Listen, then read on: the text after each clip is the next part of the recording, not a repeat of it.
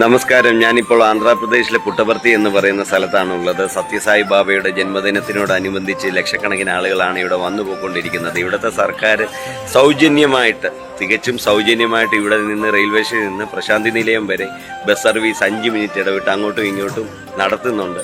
ഞാൻ ഈ അവസരത്തിൽ ഇത് ഇവിടെ പറഞ്ഞത്, സൗജന്യമെന്ന് എടുത്തു പറഞ്ഞതിൻ്റെ കാര്യം, ശബരിമല സീസൺ ഏറ്റവും കൂടുതൽ കേരള സർക്കാർ വരുമാനം ഉണ്ടാക്കുന്ന സീസണാണ് ശബരിമല സീസൺ. ആ സമയത്ത് ഒരു അയ്യപ്പൻ്റെ അടുത്ത് നിന്ന് നിലയ്ക്കൽ നിന്ന് പമ്പ വരെ പോകാൻ വേണ്ടി 50 രൂപയാണ് ഈ തെണ്ടികൾ മേടിക്കുന്നത്. നമ്മുടെ ഈ സർക്കാർ ഫ്രീ ആക്കണമെന്നൊന്നും പറയുന്നില്ല, ഒരു 20-25 രൂപ വെച്ച് മേടിക്കും. ലക്ഷക്കണക്കിന് ആളുകളല്ലേ വരുന്നത്. അതും പോരാണ്ട് അയ്യപ്പൻ്റെ കിണ്ടിയും മൊന്തയും പാത്രവും എല്ലാം സ്വർണ്ണം കളറുള്ള എല്ലാ സാധനവും ഇവന്മാർ അടിച്ചുകൊണ്ട് പോകും. ചവിട്ടി കയറുന്ന പടിയും ഉള്ള എന്തോ ദൈവമേ, അയ്യപ്പൻ്റെ കോണകം സ്വർണ്ണ കളറായിരിക്കരുത്. ഇനി അതുകൂടെ അടിച്ചുകൊണ്ട് പോകും ഈ മലമൈരന്മാർ. പറയാതിരിക്കുന്നു, ഒരു പുണ്യസ്ഥലം എന്നാലും അങ്ങ് പറഞ്ഞു പോകും.